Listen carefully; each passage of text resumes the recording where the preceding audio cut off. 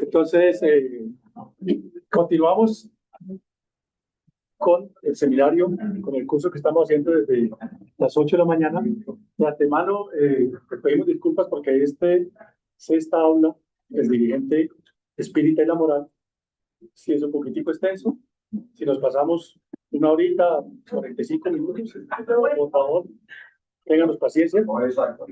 Sí, una hora exacta, entonces pasamos una hora, no hay problema. Entonces, vamos a comenzar con esta nueva aula, es la última, ¿verdad? Y comenzamos. El dirigente espírita y la moral, sexta aula. Pero con la... Dirigente, el significado. Según la RAE, dirigente es un adjetivo y sustantivo que define a quien dirige o da instrucciones para el funcionamiento, desarrollo o actuación de algo o alguien. Es la persona que ejerce el mando de un grupo, entidad, empresa o partido político. Política que está en boga todo esto de la política. En resumen, la RAE lo define como la persona que tiene la autoridad y función de liderar o gestionar la actuación de una colectividad. Continuamos. Allan Kardec, el primer dirigente espírita.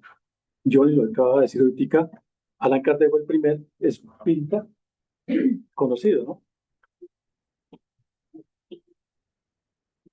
El espíritu de Manuel Viana de Carvalho, escrito por Divaldo Pereira Blanco. Divaldo Franco me informó, dice Divaldo, me informó el espíritu Manuel Viana de Carvalho que podemos considerar la actual propuesta doctrinaria del espiritismo como perteneciente a una empresa divina fundada por Dios. Empresa divina. Jesús es el presidente administrativo, responsable por el programa a ser desarrollado a partir del instante que trajo su mensaje a la tierra en la Palestina. Los hombres y las mujeres involucrados con la divulgación de la empresa se tornaron encargados de presentarla al mundo, vendiendo su producto básico, que es el reino de los cielos, lo que hablábamos ahorita. Porque recibiendo lo que existe de mejor entre todas las empresas del mundo, se tornan... Si el resultado de la venta del producto, estamos viendo un producto, no sea positivo, la responsabilidad total es de esos agentes y servidores tan negligentes cuanto acomodados. Porque recibiendo lo que existe de mejor entre todas las empresas del mundo, se tornan incapaces de ejecutar el deber que les toca. Yo creo que esto es Johnny que nos haga la cuenta, porque Johnny trabaja en empresas y sabe cómo es el manejo de una empresa de estas. La empresa más grande que hay en el mundo es la empresa de Jesús, que es el presidente. Y los mensajeros que decían el mensaje del Evangelio según el Espiritismo, el Espíritu de verdad, pues han venido ejerciendo un labor de liderazgo. Entre ellas, muy importante además, la de Allan Kardec, que es nuestro primer dirigente espírita. Primer espírita, pero no solamente espírita, dirigente espírita.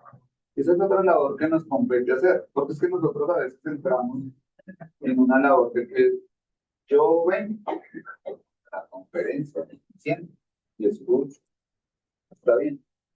Yo entro al aula de estudio, escucho y está bien.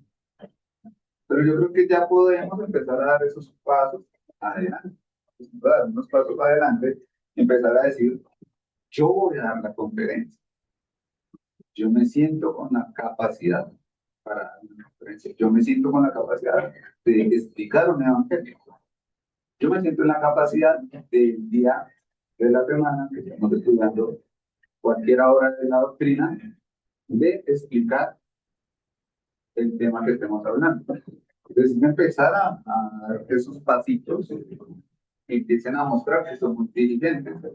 No les estamos pidiendo que hagan un libro, ni muchos de los libros que hizo Allan Kardec, porque pues Allan Kardec tiene un estatus mucho más alto. ¿Por qué? ¿Qué? Porque él ha venido trabajando no solamente en la existencia de Hipólito León Penizato, no otras. Pero nosotros sí tenemos un compromiso y es en esta, que es nuestra mejor existencia, la más, la más elevada en nuestra categoría como espíritus es esto. Y si nosotros sabiendo todo lo que nos están dando, o sea, que la doctrina no tiene velos, lo va diciendo muy claro. Y si ya nosotros entramos en conciencia, pues vamos a empezar a participar. ¿Qué pasa en las empresas? En las empresas pues hay un presidente, hay unos subgerentes, unos gerentes, otros gerentes, otros directores que ya empiezan a dirigir. Y más abajo de los directores hay coordinadores. Y más abajo de los coordinadores estamos nosotros, los obreros.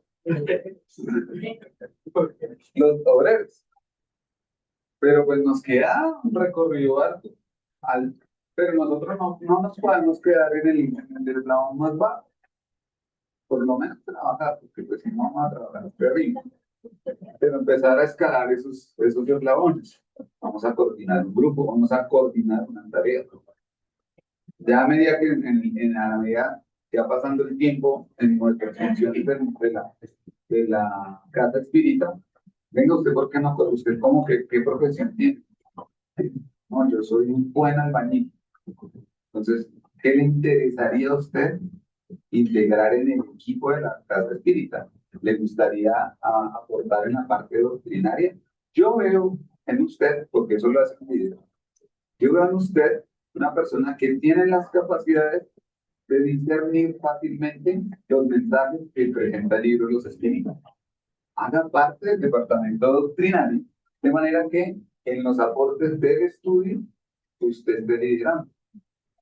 Claro, la infraestructura, porque le están viendo, hay que tener el ojo del dirigente, es el que ve allá en el otro, unas cualidades. Pero también parte de nosotros que uno las trabaje. Porque algo bueno sabemos hacer, algo bueno, nosotros no estamos limitados, nosotros sabemos hacer algo bueno. De pronto, si no es por ese lado, a mí me gusta más los evangelios, a mí me gusta más discernir la parte mediúnica, la parte científica, eso es lo que más me gusta, bueno, pues metámonos por ese lado. No, es que a mí me gusta más trabajar con niños, pero a mí no me gusta tanto, no, a mí me gusta trabajar con niños, a mí me gusta trabajar con ancianos, a mí me gusta la labor social. Integrémonos en una labor social. Es que a mí me gusta más el tema del marketing, el tema de la tecnología, trabajemos en divulgación. Áreas es lo que hay en una empresa. Si áreas en esta empresa de Jesús, bastante especial. Integrémonos a una. No nos pase lo de la señora, pero es que yo decía a mí es que se nos quedó la Hermila y ahí se nos quedó la historia. A la señora le dieron varias oportunidades en todos los departamentos y en ninguno se acomodó. No seamos la señora negligente que al final de 6 años, y yo le estaba ahorita comentando a Santiago, es que yo calculo las semanas del año son 52 y por 6 años me dan 300, las mismas 300 horas, una hora semanal que haya trabajado la señora, no tiene mayor mérito para poder trabajar que no ha hecho mérito. Y eso nos pasa, que nosotros escasamente, ya tiene 24 horas y le dedicamos una hora, pero semanal, al trabajo de nosotros como espíritu, porque el mayor beneficio es para nosotros. Obviamente, al servir vamos a beneficiar a otros.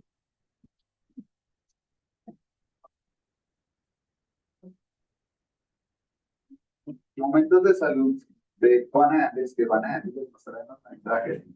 Lastimosamente el tiempo no nos da, porque si no, con este pedacito nos quedamos en una conferencia. ¿Y qué dice el mensaje de Juana de Ángeles?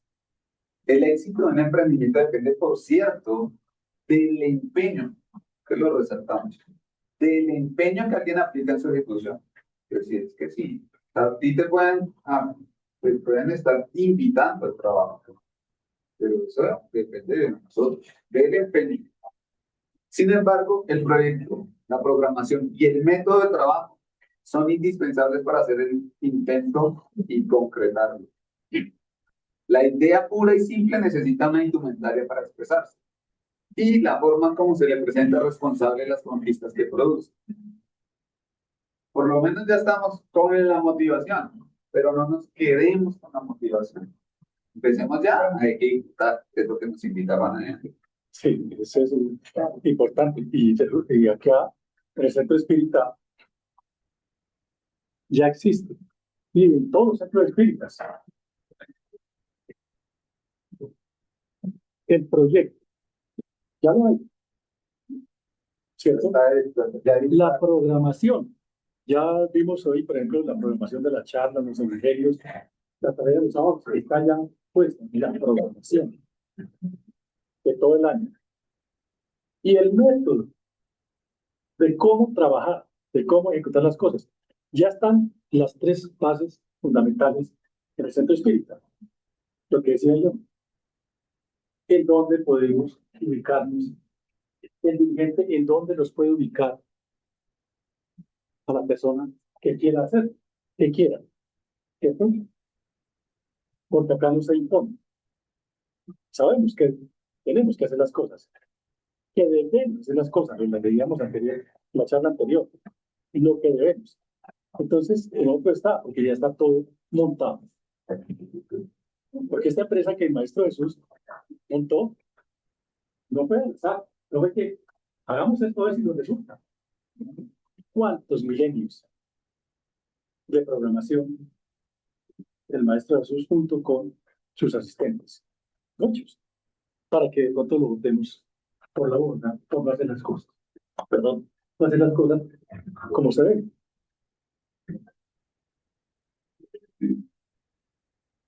Del libro de los espíritus. Los espíritus buenos se apartan de los orgullosos, tanto como de los ambiciosos. El orgulloso, el orgullo y la ambición siempre constituirán una barrera entre el hombre y Dios. Dios no puede servirse del ciego para que se comprenda la luz. Ya hemos dicho que los grupos no pueden entrar en nuestras tareas. Pero individualmente nosotros, si hacemos un examen de conciencia, sabemos que tenemos orgullo. Entonces,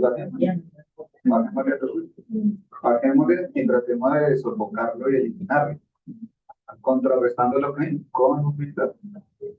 Callar en los momentos en que quisiéramos atacar o cuando nos sentimos heridos o ofendidos, callemos. El silencio nos va a ayudar. Es una forma de trabajo. Es que imagínense una persona, eso lo resaltamos. Si el orgulloso está guiando a los otros, ¿qué se espera de ese equipo? O si entre el equipo puede que el dirigente sea bueno y amable, tenga todas las virtudes, pero si el equipo empieza a darse, no, mire, ya, y empiezan a juzgar, nada, el caso bien. Eso es señalar, hermanos. Vamos con la definición de la moral. ¿Cuál es la definición de la moral? ¿Quién nos la puede dar?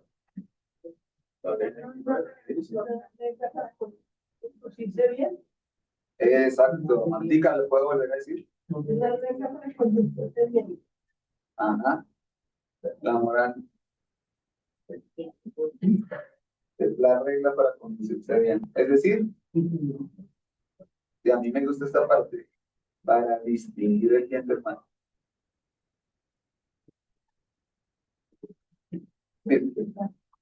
Más adelante lo vamos ampliando, ¿no? Ya lo sacamos los ciegos, ¿no? Sí. ¿Para qué? ¿Para qué vamos a ahondar? Sí. ¿Quién va a decir, no, yo no estudié, no me preparé, no tengo ni idea de qué es el bien y el mal? ¿Dónde está? ¿Dónde está escrito? Ah, qué vergüenza. No tenemos escapatoria. ¿Cuál de los vicios puede ser considerado la raíz de todos los otros? Lo hemos dicho muchas veces, el egoísmo. De él deriva todo el mal. Estudiad los vicios y veréis que en el fondo de cada uno de ellos se halla el egoísmo. Quien quiera aproximarse de esta vida a la perfección moral debe disipar de su corazón todo sentimiento de egoísmo, pues el egoísmo es incompatible con la justicia, con el amor y con la caridad. El egoísmo neutraliza todas las demás cualidades. 903. O sea, y entonces, bueno, entonces decíamos en anterior, distinguir entre el mal. ¿Qué es el mal? El mal es el señor diablo ese que el contrario del bien. El contrario del bien. ¿Y cuál es el contrario del bien? Por ahí está, el egoísmo. Más claro, es que el espiritismo es muy claro. Ya saben, sí, el egoísmo, el ego, la susceptibilidad, esas heridas que a veces se vuelven profundas y tan profundas que dañan no solo al que está con la herida, sino a los que están alrededor.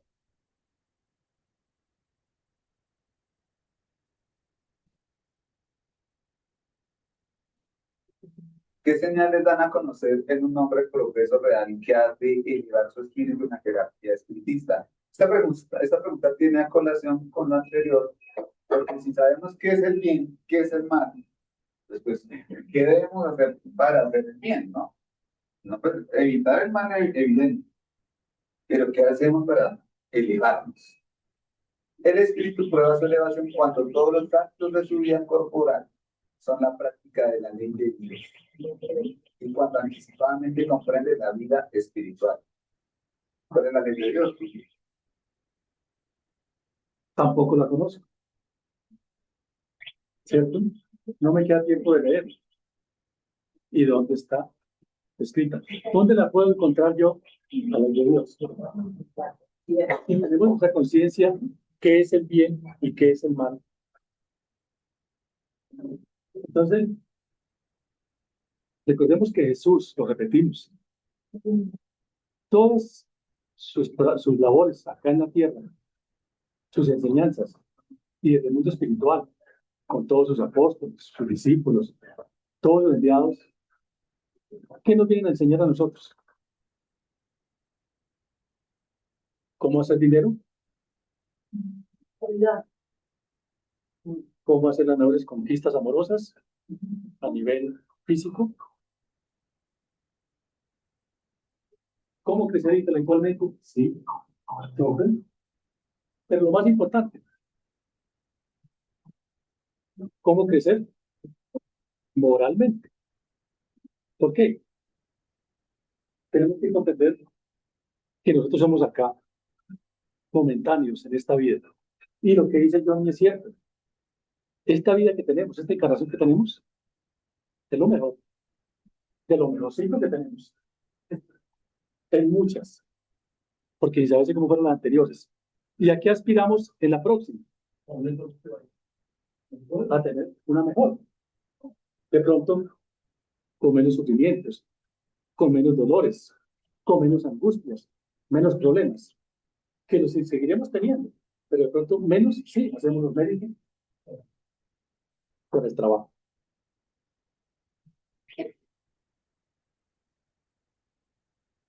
¿Cuál es el medio práctico más eficaz para mejorar en esta vida y resistir a la incitación del mal? Un sabio de la antigüedad os lo ha dicho. Conócete a ti mismo. Ese sabio ya lo conocemos. El viejito ese barbado que aparece ahí.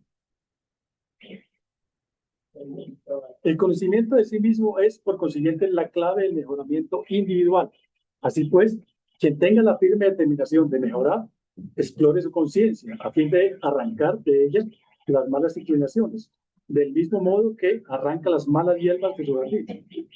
Haga un balance de su jornada moral. No sé si yo no haya hecho ese balance de pronto una noche que haya llegado cansado o que no haya hecho nada en el día de sus labores, si de pronto haya hecho ese balance. O si alguien del público hagan ese balance de vez en cuando. lo que se hace en Agustín, que uno tiene que uno tiene que tener un balance, como inclusive que lo que hay que hacer para mejorar todo el día, aplicar una propia área, los balances que se hacen en Agustín. Yo siento que los balances se hacen anualmente. Una vez al año, puede ser a finales de diciembre, a principios de enero, se un balance de que tengo que mejorar, lo decía esta mañana Germán. Pero pues sí, sería satisfactorio si tenemos un balance individual y diario. Y ese ejercicio sí, realmente si no lo hace juicioso, lo va a empezar a darse cuenta de, venga, ¿qué pasó hoy? No, yo esta mañana me subí mientras y la señora era que no me dejó subir y la verdad me disgustó. Analizo yo, uy, sí. Todavía tengo el defecto de que me afecta a otras personas me da rabia, dice uno, me da mal genio. Y la señora esa me hizo llegar a del trabajo porque no me dejó subir al trabajo. Bueno, y las situaciones que pasan en el transcurso del día, en el trabajo, en el estudio, todas esas particularidades. Cuando uno se pone, cuando uno hace ese trabajo, realmente, al principio uno le da pereza. Pero cuando uno empieza realmente a decir, venga, pero es que el beneficio no es los demás, el beneficio es para mí, pues uno se de hablar. Y al finalizar el día, bueno, yo qué hice bien, qué hice mal, sí. Vea que hoy no puede ir con nadie, entonces me doy palmaditas. Hoy no me dio mal genio, hoy no pasó nada, hoy hice cosas buenas, voy a tirar a pasar a esa señora que estaba en el semáforo, que no podía pasar la pobre viejita. Algo bueno. Uno va diciendo, venga, estoy haciendo tus cosas bien. Uy, pero con la compañera del trabajo que no soy, que no la soporto, ahí es donde uno empieza a decir, yo tengo algo que mejorar. Y entonces estamos identificando las malas inclinaciones. Y realmente el balance diario es súper importante. Y pues no está dando la forma, la manera. Es muy claro la doctrina, ¿no? El libro de los espíritus nos dice cuáles son los caracteres del hombre bien. Ya, lo hablamos una horita ya. Y sin embargo, ¿quién? En el anterior, el punto siempre lo hablamos y lo hablamos con una porque no sabemos cómo ponerlo en práctica, aunque aquí muchas veces los libros que me está diciendo yo y esa parte del color que inicio. Es que si a diario hacemos el trabajo y empezamos a preguntar, porque a veces uno, ay, bueno, pero hay veces, pues según el nivel de las personas pueden, hoy peleé con todo el mundo, yo digo, ay, como de qué, hoy sentí bueno, como de qué, hoy sentí yo porque qué. Y empiezo a evaluarme a conocer el por qué yo soy así, por qué la persona me hace sentir así, por qué yo reacciono así, y empiezo a aclarar estas cosas correctamente en un momento que se dan cuenta que tiene unas creencias arraigadas que lo hacen comportarse. O sea, aparte de las malas inclinaciones, porque es que las ha traído existencia tras existencia, porque nunca se ha parado, se trata de mirar y a cuestionar. Y en la mirada que empieza a hacerlo, empieza a darse cuenta que, por ejemplo, yo soy egoísta porque tengo arraigada una idea de carencia. O sea, yo creo que si le doy esto, voy a pasar necesidades o voy a pasar carencias o necesidades, pero si yo cambio esa idea, que Dios me provee, yo trabajo siempre, se me multiplica, que si yo soy fuerte, no necesito nada a nadie, el día que a mí me haga falta, y lo digo porque yo le pido, cuando algo le hace falta, nunca le hace falta nada, porque siempre uno le llega si uno no le ha hecho mal a nadie. Entonces, es una cadena de comportamientos y circunstancias que va haciendo que uno se desarraigue. Yo no necesito buscarle nada a nadie o ser económica con nadie, porque a mí no me falta de hecho nada. Desde a mí no me falta de hecho nada, siento que soy abundante, le doy a otros y empiezo con ese buena obra o un servicio a arraigar y a quitar el egoísmo, por ejemplo, el problema de porque en la medida que va trabajando eso, pues una cosita va identificando por qué es así y por qué no, y va encontrando herramientas para irlo desarrollando. Pero es un trabajo diario, constante, permanente, sin juicio, pero es un juicio sin observarlo, no es un juicio, pero porque es muy y en la medida que está trabajando poco a poco, que va si llegamos a estas horas, con eso todavía traemos de muchas resistencias antes porque no hemos trabajado. Y hay una situación, pues devolviéndonos como te está diciendo que es bueno, el punto no lo podemos tampoco relatar laboral. Sí es importante, a veces nosotros somos muy buenos en ver los defectos de los demás, pero buenísimos.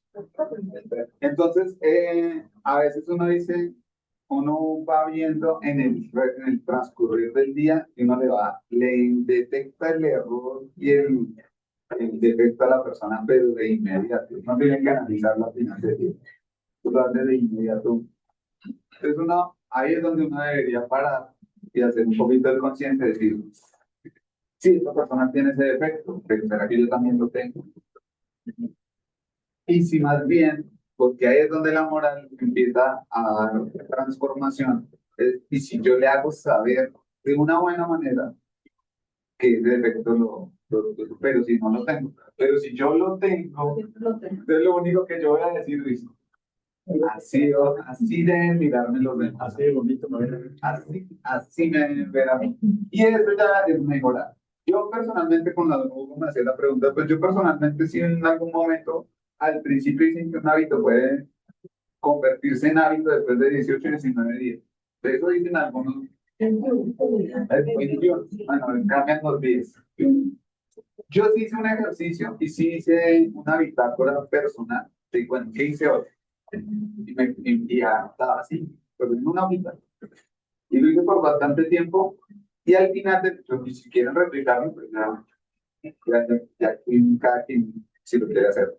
Y al final decía, me colocaba 3 cosas por las que me debo felicitar, me colocaba yo, de que hice hoy, que estoy mejorando. Porque también la evaluación del día no es solamente hacer para decir que yo soy malo en esto, no, que yo soy bueno. También reconocerse en lo que uno es bueno. Entonces yo me colocaba 3 cosas malas y me colocaba una que yo diga, uy, esa es la que tengo que mejorar. Me ponía una, a veces me ponía 2. Y decía, no, esto es que lo tengo que mejorar. Y me acuerdo en esos días, en esos días yo empezaba como que por el mismo hábito, al transcurrir el día, estaba pensando que iba a poner en la noche. Sí, a escribirlos. Después ya esto yo vi que, pues en mi caso, escribirlo me sirvió mucho. Posteriormente ya no vi la necesidad de escribirlo porque ya empezó a hacerse monótono y ya me empecé a ser consciente y así. Y hay días que uno al día no le da para uno analizar el caso. O sea, pasa el día y lo que quiere es uno llegar a dormir y no quiere hacer más. Pero hay otros días que al siguiente día dice, uy, no, pero yo no hice nada, no me evalué lo de ayer, pero por lo menos voy a hacer algo. Y en mi caso personal, yo digo, voy a hacer un evangelio. Y le pido al mundo espiritual que me guíe, que me abra alguna lectura que me sirva para mi mejoramiento personal. Y en la lectura de ese evangelio del diario, porque eso lo hago diario, en mi caso personal, yo digo, el mundo espiritual me está diciendo que haga esto. Y empiezo a echar cabeza de lo que pasó ayer. Y digo, sí, ya sé por qué. Y entonces les agradezco y les digo gracias por el mensaje que me dan. Y todavía más aún cuando la reunión es grupal, en un curso, por ejemplo, de los jueves, uno analiza una pregunta que no tiene nada que ver con evangelio y analiza una pregunta y termina dándose cuenta uno que, uy, qué defectos tenemos nosotros, tengo yo. Y la retroalimentación del grupo, por eso es importante entrar a las aulas de estudio de las 7 de la noche, ayuda mucho. Porque hay personas que tienen mayor conciencia, a veces no pasa por alto, pero esas personas sí tienen mayor conciencia y lo hacen a uno analizar uno mismo. Y a mí también me pasa, esas personas entran como a escudriñar mucho más allá. Y uno dice, uy, sí, a mí también me pasa eso, yo no había caído en cuenta. Entonces el trabajo grupal y en equipo hace que empecemos a detectar esos errores que tenemos, o esos defectos que tenemos que mejorar. Entonces, pues yo creo que lo de los caracteres del hombre de bien pues, ya lo vimos, no me voy a detener acá, porque ya lo vimos en la hora que trabajó Germán. No es vengativo, solo recuerda los beneficios, respeta los derechos de los demás, pues como quisiera que se lo respetasen a él.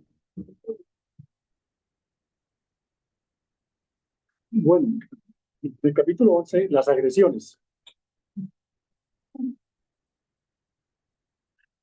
Las elevadas responsabilidades que nacen del conocimiento del espiritismo forjan hombres veraces, legítimos cristianos.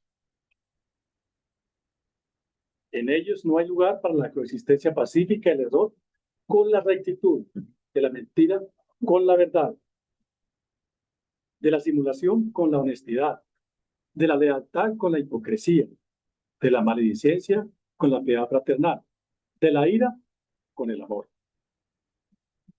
Comprendiendo que ser espíritas es trazar en la propia conducta el comportamiento del Cristo a ejemplo de todos aquellos que lo siguieron. El apóstol, ya lo ha dicho Germán, ¿no? El apóstol de los gentiles afirmaba: ya no soy el que vive, el que vivo, sino es Cristo quien vive en mí. Eso lo reflexionábamos con Johnny, ¿verdad? Ya es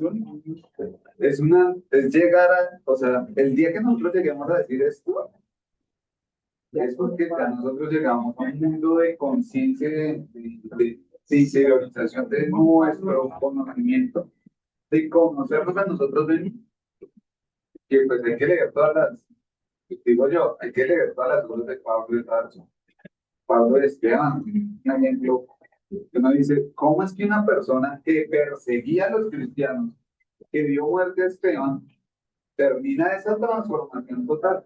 Porque si esta mañana hermana hablaba de María, de Magdala, hoy también hablemos de Pablo de Tarso. Un hombre que llegó y eso es porque él era también era muy estricto. Y Jesús veía en él eso, que él tenía las facultades para orientar todos esos discípulos, porque discípulos de Pablo, Lucas, o compañeros de trabajo del doctor Lucas, y hoy conocemos un evangelio, que es el evangelio según San Lucas. Uno analiza y dice, pero ¿quién era Lucas? Discípulo y acompañante de trabajo de Pablo. Pablo. Y hay otra cosa que me interesa acá, me devuelvo un poquitico, para que no lo dejemos. Ojo con la hipocresía.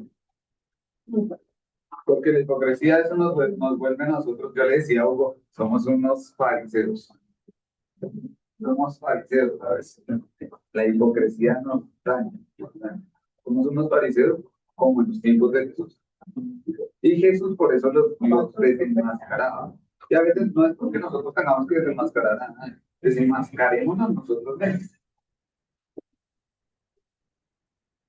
Y no, con opinión espírita. Acá es una participación de todos. Entonces, la opinión espírita es de nosotros, los espíritus. Trabaja, mas no te molestes porque tu esfuerzo sea desconocido. Predica, mas gobierna tu lengua. Las piedras no se mueven ni se arrojan ellas mismas.